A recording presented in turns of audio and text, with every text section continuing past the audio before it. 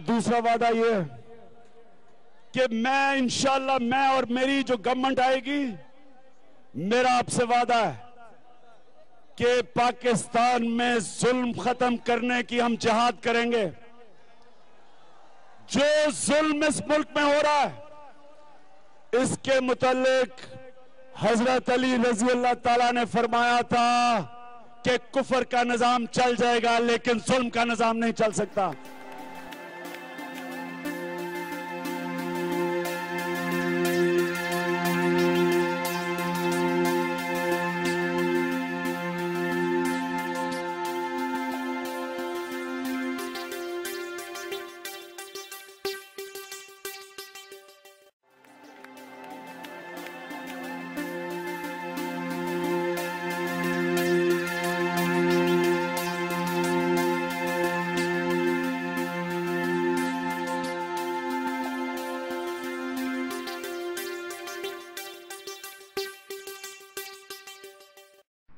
मार्च के अहम तरीन जलसे का जो गेट कीपर था वो अलीम था। मैं अलीम साहब से जाती तौर पर कभी नहीं मिला, मेरी इतनी ही उनसे मुलाकात है कि जितनी आपकी होगी जब आप उनके पोस्टर लाहौर के अंदर देखते होंगे।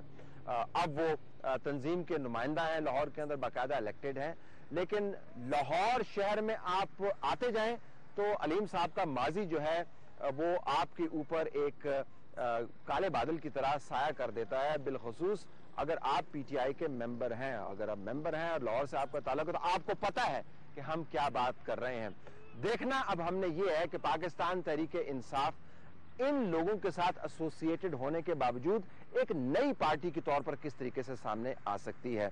ये वो लोग हैं जो कार्ड कैरिंग मेंबर हैं पाकिस्तान तहरीक इंसाफ के। अगर कार्ड कैरिंग मेंबर के ऊपर भत्ताखोरी का इल्जाम हो, अगर उनके खिलाफ एफआईआर दर्ज हुई हो, अगर उनमें से चंद एक जो है लैंड ग्रैब माफिया का हिस्सा रहे हों और ऐसी जमातों के साथ बैठे रहे हों जिनके माजी की गलतियां जो है उसको पीटीआई की टॉप लीडरशिप कैश करना चाह रही है, तो नई पार्टी का जो पैगाम है शायद वो मध्यम पड़ सकता है। तो पीटीआई इस मामले को किस तरीके से टैकल करेगी, ये भी बड़ी अहम बात है।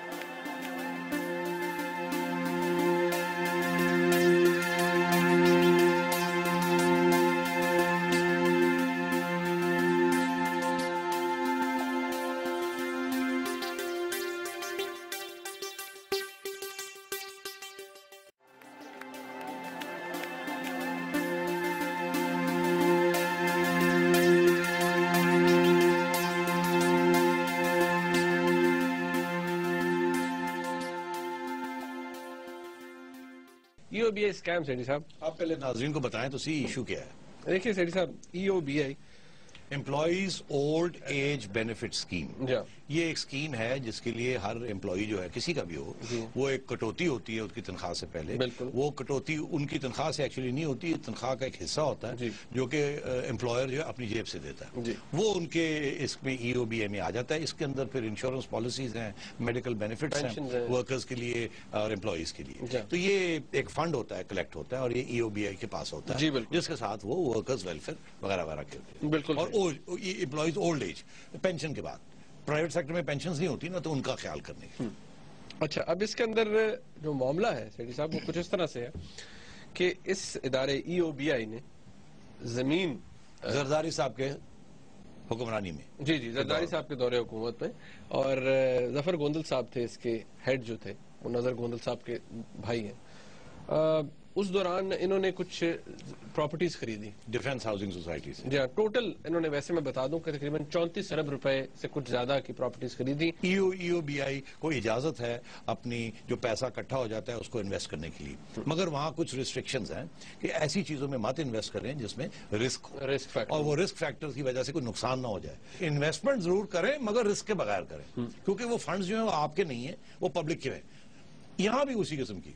तो अब सवाल यह है कि इन्होंने जो इन्वेस्टमेंट की जमीन के अंदर, नंबर वन, क्या वो रिस्की इन्वेस्टमेंट थी या नहीं थी, और दूसरा ये कि क्या उन्होंने सही दाम पे ली या कोई नुकसान अपना करा लिया। ये इशू है। और जो मुझे समझ आई है वो ये है कि कुछ लोगों का ये कहना है कि इन्होंने सस्ते महंगे दाम पे खरीदी और सस्ते दाम पे मार्केट में बिकती थी, तो इन्होंने महंगे दाम पे खरीद ली।